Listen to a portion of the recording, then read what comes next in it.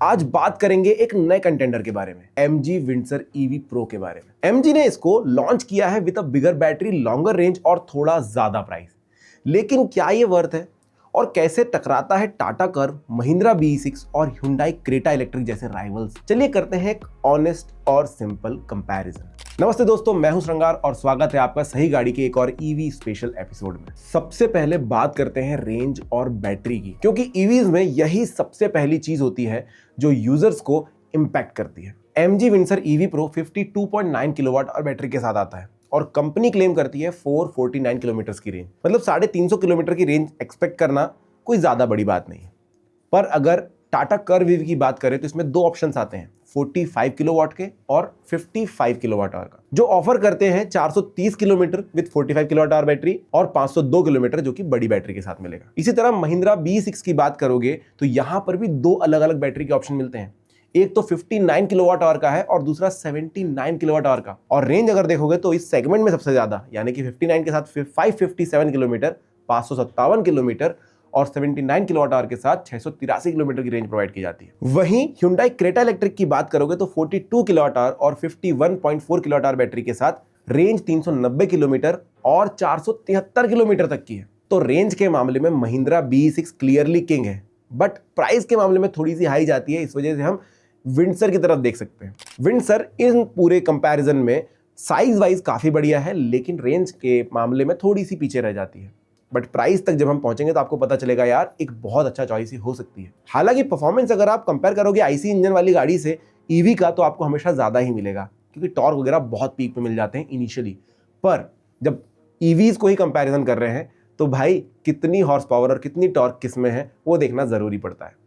अब Windsor EV pro की बात करोगे तो आपको 134 bhp और 200 न्यूटन मीटर का टॉर्क दिया जाता है। अब 134 bhp मतलब क्या, तो आप देखेंगे जितनी भी SUVs हमारे यहाँ पर पेट्रोल वाली है, डीजल वाली चल रही है, वो ऑलमोस्ट 134, 120, 150 के अराउंड ही bhp निकाल रही होती है।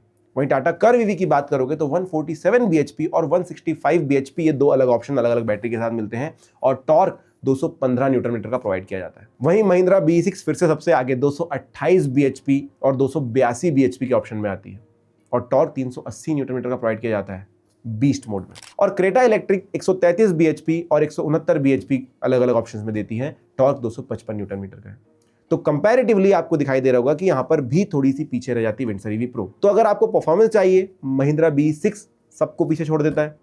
अगर क्रेटा लेते हो तो भी वेरिएंट्स काफी अच्छे मिल जाएंगे आपको। लेकिन अगर विंडसर EV प्रो की बात करोगे तो भाई एक मॉडेस्ट सा आपको फील आएगा, आपको लगेगा कि भाई एक फैमिली कार के हिसाब से आप इसको देख सकते हो, और मैं भी इसको एक फैमिली कार की तरह ही देखता हूँ डिजाइन वाइज भी। पर बात आती है चार्जिंग की, तो भाई अगर आपका रूटीन टाइट है और फास्ट चार्जिंग चाहिए तो चार्जिंग स्पीड इंपॉर्टेंट फैक्टर बन जाएगा। अगर आप AC चार्जिंग की बात करोगे 0 to 100% जाने के लिए, तो विंडसर EV प्रो 9.5 घंटे लेती है 7.4 किलोवाट के चार्जर के साथ। अगर टाटा कर्व की बात करोगे तो 6.5 से 8 घंटे लिए जाते हैं 7.2 किलोवाट के चार्जर के साथ। और अगर महिंद्रा BE6 की बात करोगे तो 8.7 से 12 घंटे तक लग जाते हैं 7.2 किलोवाट के चार्जर के साथ।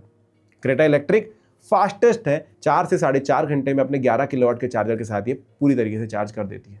लेकिन फास्ट चार्जिंग की बात करेंगे तो DC फास्ट चार्जिंग के साथ 20 से 80% अगर आपको करना है, विंडसर EV प्रो सिर्फ 50 मिनट लेती है अपने 60 किलोवाट के चार्जर के साथ। टाटा कर्व 40 मिनट लेती है अपने 60 और 72 ऑप्शन से किलोवाट चार्जर के साथ। महिंद्रा BE6 सुपर फास्ट है, सिर्फ 20 मिनट में चार्ज हो जाती है 20 to 80%, वो भी चार्जर ऑप्शन से यहाँ पर 140 किलोवाट और 180 किलोवाट। और क्रेटा इलेक्ट्रिक की बात करोगे तो 58 मिनट लगते हैं अपने 50 किलोवाट के चार्जर के साथ। अब महिंद्रा BE6 आपको यहाँ पर भी सबसे फास्ट लगेगी, पर विंडसर प्रो यहाँ पर वापस आपको डिसेंट सी नजर आएगी। अब बैटरी मोटर की बात करें तो सभी गाड़ियां permanent magnet synchronous motor use करती है, विच इज स्टैंडर्ड। लेआउट की बात करते तो Mahindra BE6 rear wheel drive में आती है, बाकी सभी गाड़ियां आपको फ्रंट व्हील ड्राइव में ही मिलेंगी। सो आप देख सकते हो कि भाई अगर हम इंडिया की बात करें, ज़्यादातर गाड़ियाँ फ्रंट व्हील ड्राइव होती है, क्योंकि उससे कॉस्ट कटिंग भी काफ़ी ज़्यादा अच्छी हो जाती है और हमें ज़रूरत भी नहीं है उतने ज़्यादा पावर की। लेकिन रियर व्हील ड्राइव चलाने का अलग मज़ा होता है। अब रियर व्हील ड्राइव महिंद्रा के हैंडलिंग और परफॉर्मेंस को एज देता है, स्पेशली अगर आपको स्पोर्टी फील चाहिए, और उसमें तो बीस्ट मोड भी है जो मैं आपको ऑलरेडी बता चुका हूँ। अभी तक हर एक चीज़ में आपको लग रहा होगा कि BE6 बहुत अच्छी है, बिल्कुल लेनी चाहिए, लेकिन दोस्तों सबसे बड़ा फैक्टर आता है प्राइस का। अगर आप एक EV लेना चाहते हो और चाहते हो कि भाई अपनी फैमिली अच्छे से बैठ सके, उसमें कंफर्ट काफ़ी अच्छा हो, तो भाई प्राइस सबसे पहले देखो, क्या सभी गाड़ियां जितना कुछ प्रोवाइड कर रही हैं उसी हिसाब से प्राइस है, या फिर किसी का प्राइस भी बहुत ज्यादा हाई है, दे भी सबसे ज्यादा रही है। तो अगर विंडसर ईवी प्रो की बात करोगे 17.5 लाख रुपए एक्स शोरूम प्राइस का रखा गया है, और अगर आप इसका बेस मॉडल यानी कि battery as a service model लेते हो तो सिर्फ 12.5 लाख रुपए में इस गाड़ी को ले सकते हो। बेस के बारे में ज्यादा जानकारी चाहिए कमेंट सेक्शन में लिखना, मैं पूरा एक्सप्लेनेटरी वीडियो लेकर आऊंगा कि भाई कैसे वो काम करता है। और मैंने काफी हद तक उसके यही पाया है कि भाई आप गाड़ी का पूरा पैसा दे दो, बेस में उतना ज्यादा मतलब नहीं है। टाटा कर्व भी 17.5 लाख से शुरू होती है और 22 लाख रुपए तक प्राइस जाता है। वहीं महिंद्रा B6 की बात करोगे 19 लाख से शुरू होकर के 27 लाख रुपए तक जाता है। क्रेटा की बात करोगे 18 लाख से शुरू होकर के 24.5 लाख रुपए तक का एक शोरूम जाता है।